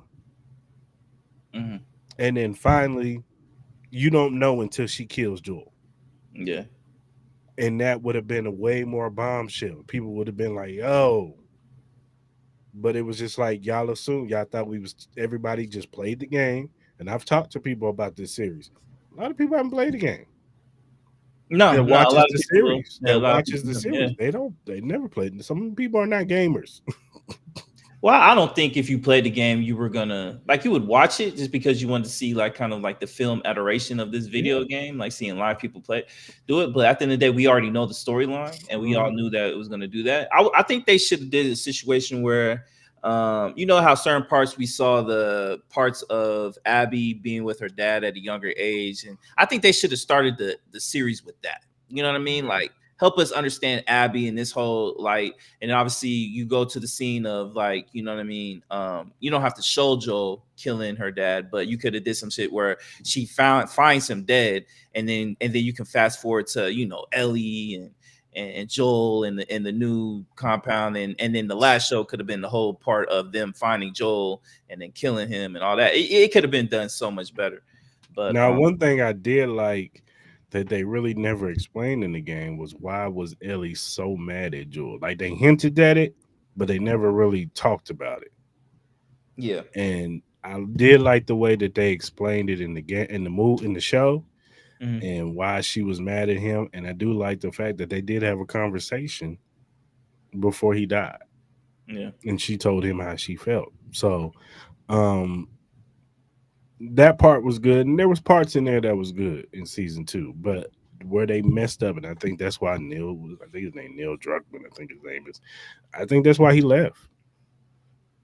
Yeah. I think that he lost creative control. HBO put their hands in it, and that's gonna happen. And he probably didn't agree with a lot of stuff. You think they're gonna try to change some of the stuff that happened in the video game to keep it more suspenseful? Nah, I think they're gonna keep the game, and they're gonna keep the show the show. I think that's how they're gonna do it. But that's where they made their mistake. They should have made Abby a badass, Yeah. because then it's more believable on the screen. That's my thing. So, but shout out to Bella Ramsey, man. Yeah, we'll see what season 3 it holds. All right, man. Last but not least, man, this hip hop artist might have had the biggest come up in any rapper's history that I've known of. French Montana reportedly is engaged to the Princess of Dubai, Sheikha Mada, who is worth over $18 billion. What are your thoughts with this, man? Do you think he's had the biggest come up of any rapper in history? Yeah, sure. Shout out to French Montana. We ain't worry about nothing. We ain't worry about one. For sure, man. I was never a fan of his music, but whatever. Yeah, shout out to Prince, man. She a baddie, man. You got you a bad one that's worth 18 billion. You gonna owe some oil. I think this is the biggest come up in Don't mess rap. up. Yeah, don't fuck it up because they will kill you. Chop your head off, dog. Yeah, facts. All right, man. Let's do our NFL season predictions, and then we'll do our week 1 preview. Okay. So this is what we're gonna do. I'm gonna give you my AFC 7 playoff teams. You give me your 7. Then we'll do Okay. the NFC. Then we'll do the AFC and the NFC Championship. Then we'll do our Super Bowl picks. Okay. So I go first. Of course, I ain't going against my boys. We number 1, baby. Chiefs. Mhm. Number 2, I'm gonna go with the Ravens. I think the Ravens are gonna be the second best team in the AFC. Number 3, I'm gonna go Buffalo Bills. I think that division is trash. So I think they're gonna win that division. I'm gonna go with the Texans to win that division, but I would not be surprised if Jags bounce back. I would not be surprised. Number 5, I'm gonna go with the Broncos. I think the Broncos are going to that defense is gonna carry them. I think Bo Nix might have a little slippage, but I do think that the Broncos defense is just too good. They're gonna keep them in games. Number 6, I'm gonna go with Jacksonville. I think that defensive line is gonna be better. I think Brian Thomas Jr. and Travis Hunter are gonna be explosive in the offense. We'll see what ETN and Tank Bisbee can provide in the backfield. I think Liam Cohen's gonna be a pretty good play caller, so I think they'll be fine. Yeah. And then last but not least, I can't go against him because he backdoor in the playoffs every year. Them damn Steelers. I just think Mike Thomas is gonna find a way. He's gonna be like, they're gonna be right there, and then he's gonna win a game that he ain't supposed to fucking win, and they're gonna be in the playoffs. We get blown out in the first round. Okay. With mine, I'm gonna go with number 1. I'm gonna go with the Baltimore Ravens. I think the Baltimore Ravens are the best team defensively, offensively. I think Mark Andrews is gonna have a lot of motivation coming off that bad drop that he had against the Bills in the divisional round of the playoffs. So I got them being the number 1 seed. I'm not really worried about the foot thing with Lamar. I think he'll be all right. Number 2 seed, I'm gonna go with the Buffalo Bills, man. I think the Buffalo Bills. I think Keon Coleman is gonna have a really resurgence as far as like being their true number 1 receiver. I like Khalil Shakir. I think Josh Allen, he can have another potential MVP style game. Obviously they got Harrison, playing one of the cornerbacks. I think didn't my man get hurt again? What's his name? Cornerback. For who? The Bills. Didn't he get hurt again? Harrison? Nah. What's his name? Oh, Travion White. Yeah, he got. Didn't he get hurt again or I something? think so. I don't know how serious it was. Yeah, I don't know how serious it was. Hopefully he can bounce back. But I got him number 2. Number 3, I'm gonna go with the Kansas City Chiefs, man. I hate to say it, but I think they'll probably find a way to win that division again. I don't think they'll have the record like they did last year, but I think they'll still find a way to win that division. And then I'll have the Houston Texans at number 4. I think they should easily win this division. I think their offensive line will be better. I think they obviously they still don't have Tank Dell, but I think the addition of those 2 Iowa State wide receivers with Nico Collins and what they have, I know they're still dealing with Joe Mixon and trying to figure out his injury situation, but I think Nick Chubb can fill in. I think he can have a really not like saying he's going to have one of his better years, but I think he can fill in the gap for when until Joe Mixon comes back. For my 5th seed, I'm going to go with, I guess I'll agree with you. I'll go with the Denver Broncos. I do like what they got on that defensive side. Bo Nix did show a lot last year. I'm still not convinced with their receiving core. That still leaves a lot to be desired. But RJ Harvey, he could have a semi good year. Him coming in as a rookie, I think he can make somewhat of an impact. But I think that defense will be the main reason why they get that seed. Number 6, I'm gonna go with the Indianapolis Colts. I know a lot of people aren't a fan of Daniel Jones, but I think Daniel Jones can do something with this team, and I really like this defense. I think the addition of Cameron Bynum and Charvarius Ward in that backfield, I think can help them a lot. I still like Zaire Franklin and all those guys. I think the Indianapolis Colts could have compete with the Texans as having one of the better defenses in this division. So I'm gonna go with them at number 6, and then at number 7. Like, I know this might be pie in the sky, but I'm going with my boys, man. I'm going with my boys, the Las Vegas Raiders. I think we'll find a way to sneak in. I think Ashton Jeanty will have a great year as a rookie. I think he'll be competing for rookie offensive of the year. Brock Bowers, I think he's going to break records. He actually has a real quarterback this year. Even with the numbers he put up last year, I think he put up better numbers. He'll definitely solidify himself as being the best tight end and not being close.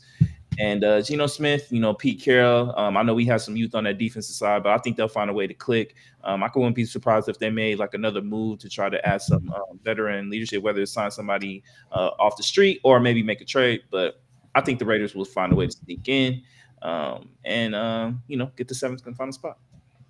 I think your Raiders are going to be a fun team, but I think they're a year away. All right, man. You ain't got to kill my hopes on. I'm just saying. I think they're gonna fight. I think they're gonna be fighting for that last spot with the Steelers and Jags and a few of them teams. But I think y'all gonna be a fun team this year. Okay. But I think y'all 1 year away. I think y'all gonna get some defensive pieces next year, and then y'all gonna be somewhat scary. Not really. Yeah. All right, bro. We beat y'all with terrible teams, man. Come on, man. All right, man, let's go to the NFC, man. Number 1, I got the Eagles. I mean, they bringing back everybody pretty much. It's par for the course. And I think they're going to be motivated to try to get another chip. So, number 2, I'm going with the Tampa Bay Buccaneers. I think they made some additions on this defensive line. Hassan Reddick. I think that they're going to be all right. Vita Vea. You know what I'm saying? I think Antoine Winfield is probably one of the better safeties that don't get talked about. I think their corners are pretty solid, and then offensively, they got a bunch of wide receivers that are just ballers. You got Mike Evans, you got Chris Godwin. Miko Abuga is going to probably compete for Offensive Rookie of the Year this year. So, especially with Jalen McMillan going down with the neck injury, don't be surprised you look up and then Miko Abuga might be the number 2 receiver. He might go over Chris Godwin because Chris had a couple leg injuries. We'll see if he can bounce back from that, but I think the Buccaneers are going to be good this year. Number 3, I'm going to go with the Packers. The additions of Micah Parsons, Rashawn Gary. I think that defensive line is going to be better. It's going to help those corners. Even though those corners actually played well when Jair Alexander went down, they didn't play bad at all. So I think they're going to be better. You're going to have 2 viable pass rushers on that defensive line. So, and then offensively, I think Matthew Golden is going to be another guy that's going to compete for offensive player, rookie of the year. I think he's going to solidify himself as the number 1 guy on that team with him and Jay Reed. I know you hate him, but Romeo Dobbs would be the number 3 guy with Wicks, Tucker Kraft, you know what I'm saying? And then Josh Jacobs, balling, This one was difficult because I'm scared of his back. But I'm going to go with the Rams at the 4th seed because I don't trust what the 49ers got going on. They coming in, limping in. You know how I feel about the Cardinals. And Seattle, They could sneak in, but I gotta see it. I gotta see Sam Darnold year 2 away from the Vikings and not Kevin O'Connell calling the plays. So I'm gonna go with the Rams. Number 5, I'm gonna go with the Lions. I think they got a lot of talent on that team, and if they can stay healthy, I still think that they are a playoff team. I just have questions about them losing both coordinators and how that's gonna look. The play calling might be a little different. I know they're excited about their new offensive coordinators, but I gotta see it on paper. You know what I'm saying? Or on the field. Number 6, I'm gonna go with the Commanders. I think the Commanders are gonna be good, but I do think they're gonna take a step back. I still have questions about their defense. I gotta see some improvement on that defensive line, especially when stopping the run. So I gotta see it. And then Jaden Daniels, I think he's gonna be great, but those year 2s, we saw it with CJ Stroud. You know what I'm saying? And we've seen it with multiple quarterbacks in their second year. They have to fight through it because the defensive coordinators kind of figure out some of their tendencies. So, and I think he'll be able to do it, but I don't think they're going to have the season that they had because they're not sneaking up on nobody. So I don't think they're going to have the season that they had last year. And then my sleeper pick, baby. I got killed and murdered for this pick. The Carolina Panthers, baby. Yes, sir. The Carolina Panthers are going to get into the playoffs. They're going to be a fun team this year, people. Yeah. Their offense is going to be really good. I think their defense will be very bendy, but don't break. You know what I'm saying? So I think that the Carolina Panthers are going to surprise some people. And they're going to get in the playoffs, man. Okay. I'm not mad at that. Honestly, I with my number 1 seed, the Philadelphia Eagles. I think there's not really say they're the most talented team in all of NFL. They're just deep in every position, probably like 2-3 times full. So I got the Eagles number 1. I agree with you. Tampa Bay. I got Tampa Bay at number 2, and it basically because I think this division. I think they got 2 easy wins against the Saints. I don't know what the Falcons are going to be. That's what I'm saying. I do like Carolina Panthers, but I think Tampa Bay just could be better. I could see them maybe splitting. But I got Tampa Bay at number 2. My number 3 seed, I'm gonna go with the Detroit Lions. I understand the addition of Michael Parsons and just the excitement, but I get it. Matthew Golden looked great, but he's still a rookie wide receiver, and I don't trust anybody else on that receiving squad. Maybe Jaden Reed to a degree, but I find it harder for me to believe in that side of the ball. And then on top of that, with Jordan Love, I got to see it too. Like he does have flashes of greatness, but he does tend to throw idiotic turnovers, and that could be a problem. And obviously, this preseason did not look well. And then my 4 seed, I'm gonna go with my boy Kyler, man. I'm gonna go with the Arizona Cardinals, man. I do not trust Matthew Stafford in that back. I just don't at all. He's like one blindside hit away from just not being able to play football this whole year. So, and I know a lot of people have questions with Kyle Murray and the consistencies with his throws, some of the idiotic plays that he does have. He made another idiotic play, I think, the first preseason game, throwing a pick 6. But look, I'm gonna ride with my boy. I think he knows Call of Duty is gonna be trash this year, so he's not even gonna worry about playing that game. So I think, and then I like to see Marvin Harrison Jr. I think he's gonna have a great year. I love the addition of Will Johnson. I think this defense could be a lot better. So I think the Arizona Cardinals will win that division. That man couldn't get me to pick them. Who? Cardinals. Oh my God, man! Stop hating on my boy. 5th seed, I'm gonna go with the Washington Commanders, man. I think Jaden Daniels is just that special. I think they could compete for the NFC East. I wouldn't be surprised if between these 2 teams it went down to the wire between these 2 winning this division. But I agree with you. There are still some questions on that defensive side that we have to just see if they filled the holes and the gaps that they needed to do. Obviously, they traded Brian Robinson away, but they got what's my man's name, Krosky Moret over there, and he looked really, really promising. I think that was one of the keys why they traded Brian Robinson away was because of him. So I got them at the number 5 seed. My number 6 seed, I'm gonna go with the Los Angeles Rams. I think they will. You know what? Nah, I'm gonna go Green Bay Packers. Number 6 seed, I'm gonna go Green Bay Packers. I don't trust Matthew Stafford's back. So I'm gonna go with Green Bay Packers. I think the addition of Michael Parsons, even though he's going through his back issues as well, I think they will find their way into the playoffs. So I think that trade will work out. And then my 7th seed, I'm gonna go. I'm gonna go Seattle Seahawks, man. I think the Seahawks are gonna find their way into the playoffs, man. I like that defense, man. I love that two-headed monster they have in that backfield, as far as like Charbonnet and Kenneth Walker, if they can stay healthy. I love that defensive core that they have, young defensive core. I think they added DeMarcus Lawrence as well. So I'm gonna go with the Seahawks, man. I think that'll be my final team to make it in. Okay. All right, my AFC Championship game will be the Chiefs versus the Ravens, and my NFC Championship game will be the Eagles versus the Buccaneers. And in the Super Bowl, I got Chiefs Eagles rematch. Oh my God, no one wants to see that, bro. But Wow. don't watch it. Don't watch it. Me Wow. and Flanagan will watch it. That's fine. Wow.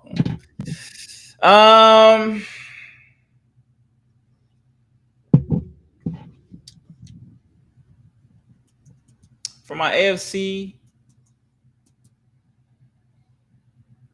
I'm gonna go Ravens Texans. I'm gonna go Ravens Texans as my AFC Championship game.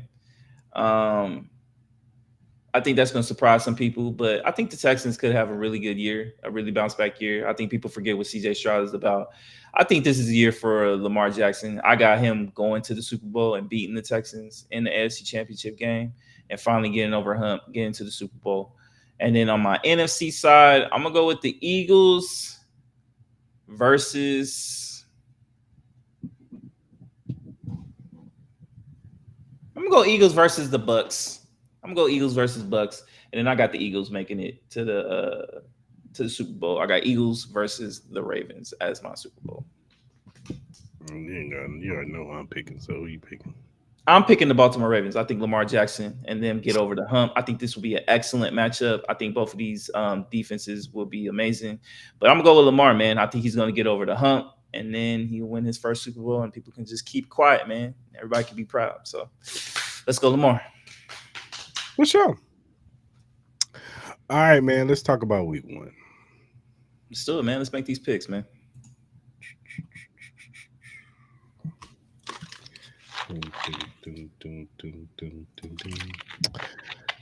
All right, man. So we got the big showdown. NFC East, Cowboys at Eagles. The Eagles are going to be lowering their Super Bowl banner. Hope it burns. But no, I'm just playing. But yeah, they facing the Eagles. We both think the Eagles are going to beat them down. They traded away Michael Parsons. Dak Prescott's going to have to score like 50 points. They just paid DeRon Bland to get smoked every game. And yeah, he's going to get toast. Barbecue toast. Yeah. So how soon do we turn this game off? About third quarter. Third quarter? Yeah, it's going to get ugly real fast.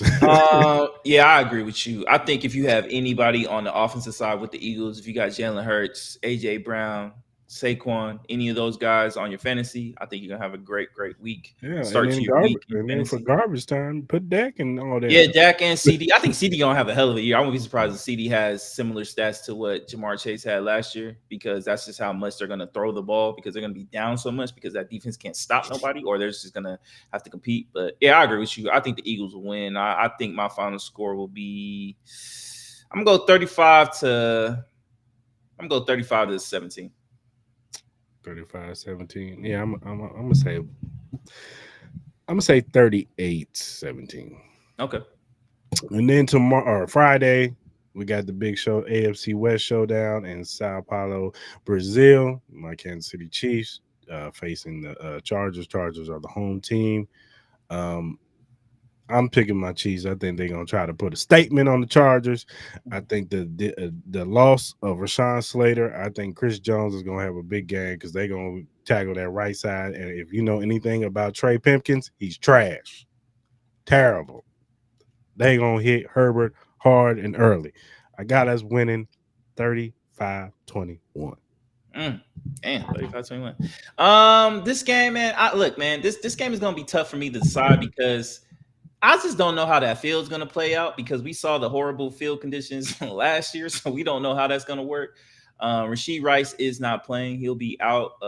Obviously, you still have Hollywood Brown. You still got Xavier Worthy, Pacheco. Travis Kelce is old as dirt. You know, he's celebrating his. Congratulations to him, you know, with his engagement to his new billionaire fiance, Taylor Swift. But and I get it that Rashawn Slater injury is pretty tough, but I'm gonna go with the upset, man. I'm gonna go with the Chargers, man. I'm going with the Chargers. Mainly reason why I'm doing this because me and my man got a bet on a burger that they are not going to end 5-1 in the first 6 games. So I'm gonna go with the Chargers. And I think I got that score. I'm gonna say it's not even gonna be that high scoring game. I'm gonna go 17-14 Chargers. For sure. All right, man. We got 1 p.m. game or 10 o'clock game for our time. But your Raiders traveling to New England. New England's everybody's picking them to be a playoff team this year, and you know they supposed to be have this resurgence, but I don't see it.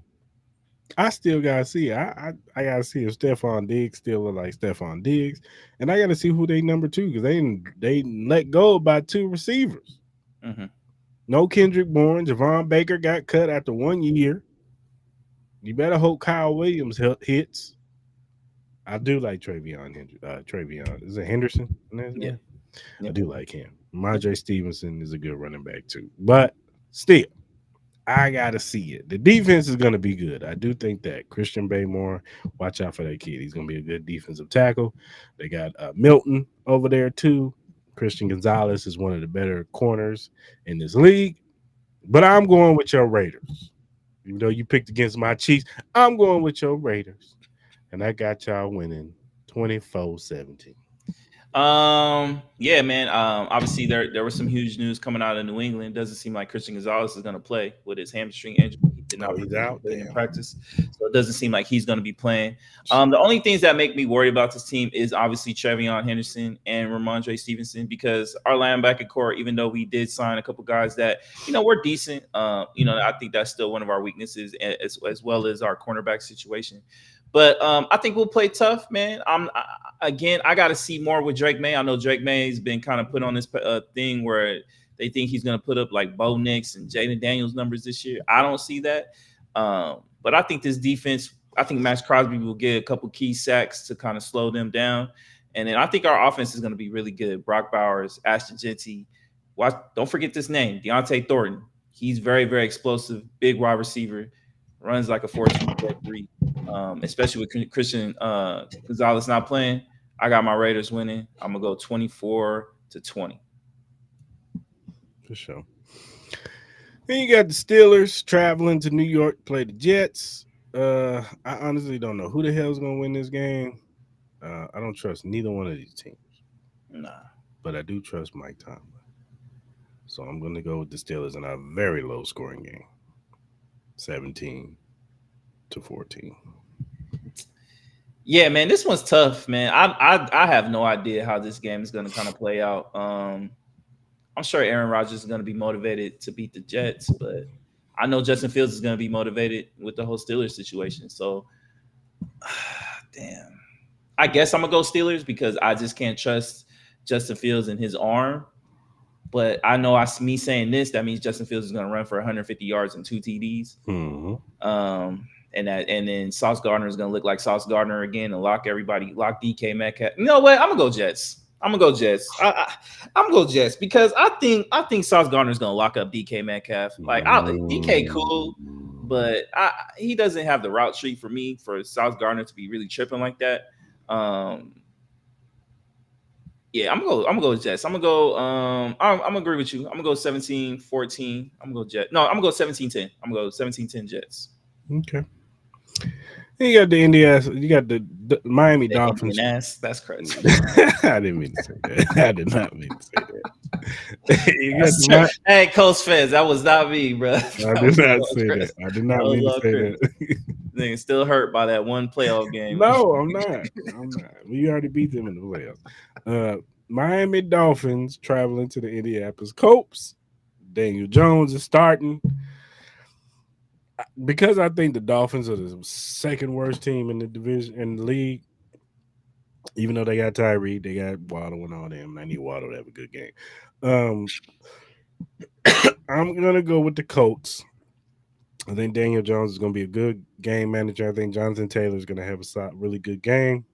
I'm going with the Colts 24-17.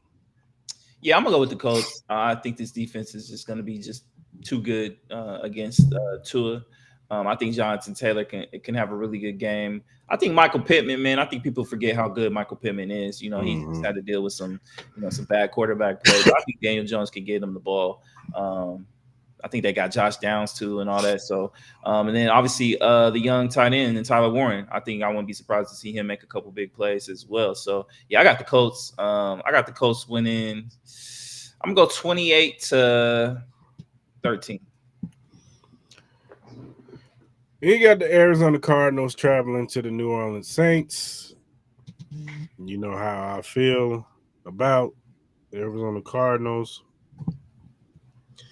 But the Saints are the worst team in the division or in the league. So by default, I'm gonna pick the Arizona Cardinals to win 28-17. I got Cardinals winning 38-7. That's it. That's all I got to say. Then you got the New York Jets traveling to the Washington Commanders. I think this game is actually going to be pretty decent, pretty good. NFC East division showdown. But I think Washington's at home. They're going to be excited. I think Washington's going to win. It's going to be a close game. So I'm going to go Washington winning 28-24. No, I think this can easily be one of the better games of the week. The Giants have, they surprised us all, especially Jackson Dart. I'm not saying he's playing, but I think Russell Wilson will do fine. I think this defensive line that the New York Giants have, it can create some problems for Jaden Daniels and that offensive line. But again, I got Jaden Daniels winning this game. And I'm going to go Commanders hit a last-second field goal and win. Let's go 27-30. Then you got the Carolina Panthers traveling to the Jacksonville Jaguars. I think these teams are kind of mirror images of each other. Mm-hmm. But I'm going to go Jacksonville at home. When you playing in that hot sun beaming on you, it's hot. I think Jacksonville's going to win. I think it's going to be a high-scoring game, though. I got Jacksonville winning 38-35 on a last-minute field goal. What do you think the percentages of Travis Hunter on offense and defense? Well, they said he's starting. On what? Both offense. sides? No, he said he's starting on offense, but he's the backup corner on defense. Okay. You know me. I'm a Bryce Young guy. I trust Bryce Young more than Trevor Lawrence. Mm-hmm. Even though I do think the Jaguars have better talent with Brian Thomas, Travis Hunter, Tank Bigsby, Travis Etienne. They do have the better talent, but it's something about Bryce Young that what I've seen, especially the way he ended that year, the confidence that he has going into this year, that young team, that young head coach that they have over there, he seems like he has them heading in the right direction. Tet, we know how explosive he can be. Our main problem with him has just been the consistency of his explosiveness, and I think we might see that. We might see a matchup with him and Travis Hunter. Should be interesting if we do get that. But I'm gonna go with the Carolina Panthers. I'm gonna go 28-27 Carolina. Then you got the Cincinnati Bengals traveling to the Cleveland Browns. Now the Browns always give the Cincinnati Bengals problems. I think that we all know that the Bengals defense is not going to be that good. So I think Joe Flacco is going to have a little bit of success against his defense. But I'm gonna go against my better judgment. I'm going to take the Bengals in a high-scoring game. I got the Bengals winning 35-28. I'm taking the Browns until I can see the Bengals win week one. I haven't seen them win week one ever under Zach Taylor. So and until I see that, I'm going to pick the Browns. I got the Browns winning. I think they can get some stops on this Bengals offense. I'm going to go – let's go 23-20 Browns. Okay. Then you got the Tampa Bay Buccaneers traveling to the Atlanta Falcons. I think this is going to be a pretty good game itself. Michael Penix first year starting. He started some, of course, in the back end, but this is his full season starting. I think the Falcons are going to be pretty good on defense. On offense, you still got Bijan Robinson in the backfield, Tyler Algier, Drake London, and Darnell Mooney with Ray McLeod, and then Kyle Pitts, of course. But then Tampa Bay, I just think that they're the better team. So I got Tampa Bay winning. I'm gonna go with a score of 42-28. Um, yeah, I think this game could definitely be high scoring. I'm very curious to see the connection that he has with Kyle Pitts. We're still waiting to see him, show what he's capable of doing, what he used to do with the Gators. I think this is the year. If he doesn't do it, then I just don't think we'll ever get it from Kyle Pitts. But and then obviously Bijan Robinson. I mean, everybody has high hopes for him, especially the numbers that he could put up, the explosiveness that he has. But I just think this Tampa Bay team is just too deep, too good. I think we can see a really good game from Emeka. Mike Evans is so consistent. Bucky Irvin, that offensive line. Baker Mayfield has played tremendous ever since he put on a Bucks jersey. And that defense, I think, is underrated. So I'm going to go with the Bucks. I could definitely see a high-scoring game. I'm going to go 35-30. Then you got Cam Ward, Tennessee Titans, traveling to the Denver Broncos. I think this is a tough spot for Tennessee. I think their defense is going to swarm them. I think Cam Ward is going to have a little tough time against the defense. I mean, Patrick Surtain is going to lock down Calvin Ridley. And after that, I don't know what they got over there. I know they got Tyler Lockett, but and then their running backs are not the greatest. Tajir Spears, I think, is back there, and Tony Pollard. So, So I'm gonna go with the Broncos. I think Bo Nix is gonna have a solid game. I think their defense is gonna give them Tennessee problems. So I'm gonna go with a score of 24-10. Yeah, I agree with you. I think the Denver Broncos are just a better team. I think Cam Ward will eventually, get this Tennessee Titans heading in the right track. But I just think with what I've seen in the preseason, I know they have a lot of work to do. Broncos and that defense is going to be really amazing. So I agree with you. I could see score being. I'm gonna go. Let's go 23-10. And you got an NFC West showdown with San Francisco 49ers traveling to the Seattle Seahawks. I just don't like the offseason of the San Francisco 49ers. Too many injuries, man. Yeah. It's just, I don't know. I don't know what CMC is going to look like. I know they say he's healthy, but Receiving I don't know. Brock Purdy, he got paid. We're going to see defensively. They got pieces. You still got Nick Bosa. You still got Fred Warner, who's one of the better he's the best linebacker in the league. Mm-hmm. You could argue Nick Bosa is definitely top 3, top 5 defensive ends in the league when on the field. But I have questions about their secondary, man. Yeah. I don't, and you lose your best corner in Shavarius Ward. So I got questions. So I'm gonna go with Seattle. I think the 12s are gonna be out. I think Sam Darnold is going to have a solid game, but I think this running game is initially going to, and this defense is going to get them over the finish line. I got Seattle winning 28-24. Nah, man. I agree with everything you kind of said, man. Even the score 28-24. I got the Seahawks winning. I think Jackson Smith and Jigba can have a huge game. I won't be surprised if he got over 100 yards. Yeah, I just agree with you. 28-24 Seahawks. And you got the Green Bay Packers Detroit Lions traveling to Green Bay, NFC North showdown. I think Detroit, I know they talented, and I know I picked Green Bay to win the division, but I'm actually going to pick them to lose this game because I'm not sure what Jordan Love's going to look like coming off this hand surgery that he had. So I think he's going to be a little rusty coming back, and I think Detroit's going to come out and have a really good game. I'm going to go Detroit winning in Green Bay, and I don't think Michael Parsons is going to be, up to speed. So I'm going to go Detroit winning. I'm going to take Detroit 35-28. Yeah, man. I think the Detroit Lions are going to be highly motivated, especially with all the noise of people expecting them to have somewhat of a down year after losing their two coordinators, which is understandable. You know what I mean? We've seen it with multiple teams, even the Eagles teams of the past losing their coordinators. They do kind of hit a little bit of a rough patch, but I think they're going to be highly motivated, man. This team is ultra talented. You getting Aiden Hutchinson back. That defense is healthy again. We know all the terrible injuries that they had last year that kind of derailed their season. Again, Michael Parsons has not trained all of training camp for the most part. Again, you stated Jordan Love is dealing, coming off fresh off of that hand surgery, so we got to see what's up.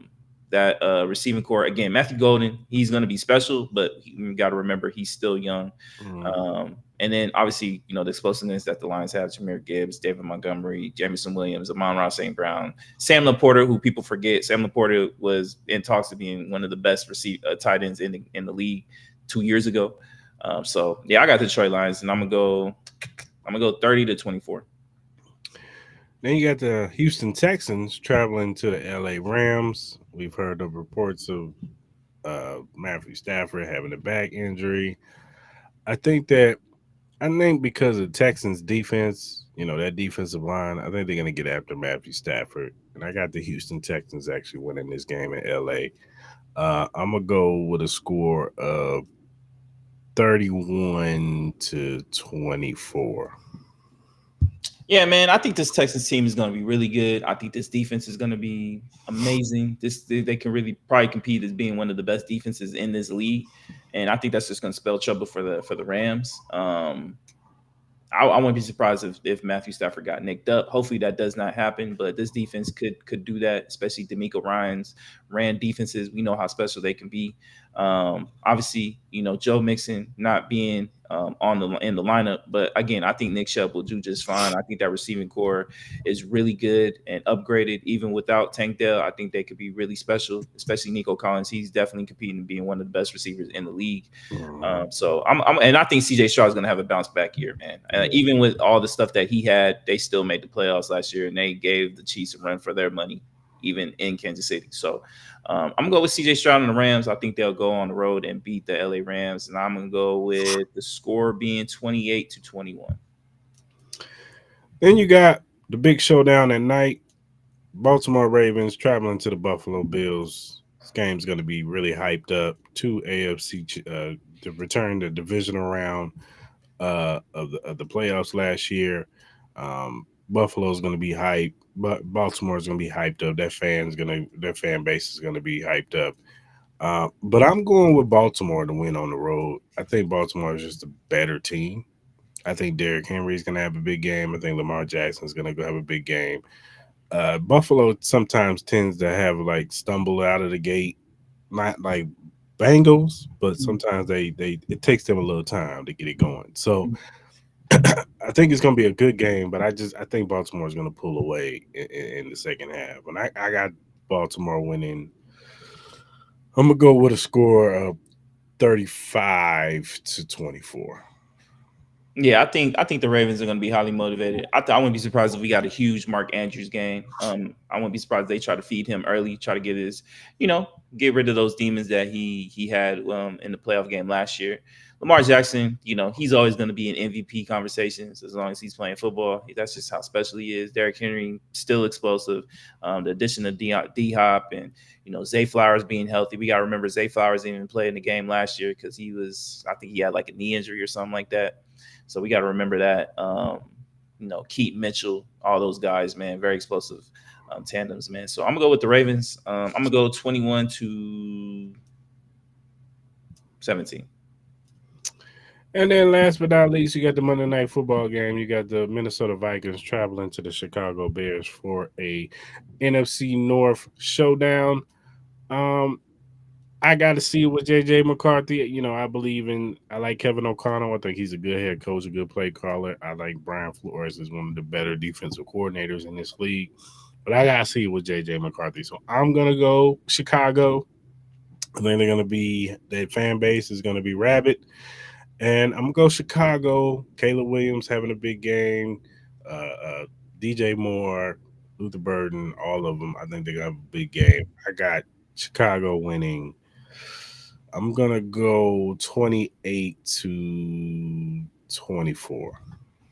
Yeah, I agree. I think the Chicago team is going to be really good. I don't want to say really good, but they're going to surprise some people. I know there's been a lot of conversations about Caleb Williams and his performance in these preseasons, and people, trying to read in between the lines of what Ben Johnson has said in his press conferences, whether he's getting burnt out and everything. Um, all those news reports of Caleb trying to not come to Chicago and go somewhere else. I think all that noise is behind them. I think they have a lot of promise on this team, a lot of youth. They're talented, especially on that offensive side. Even on the defensive side, I think they have one of the better cornerbacks in Jalen Johnson. He could easily be competing as one of the best cornerbacks in the whole league. So, and then me personally, I just don't trust JJ McCarthy. You don't have Joe Addison. Justin Jefferson is dealing with a hamstring injury, so we got to see how effective he is. I think he will play, but you always got to be cautious about that. That defense, lost Cameron Bynum. One of their key opportunistic defensive backs, safety guys, who had a lot of key pick sixes, last year that people forget. So I just don't trust JJ McCarthy at all. I know Kevin O'Connell, he's really good as far as with that, but I'm gonna go with the Bears. I'm gonna go 24 to let's say 20. For sure. That does it with our picks, man. Man, first ones of the year, man. I'm excited, man. I'm excited. I can't wait to watch the game tomorrow. Game on Friday, and then not have to work Sunday, so I can just watch the games all day. All day. For sure. All right, man. You got anything else?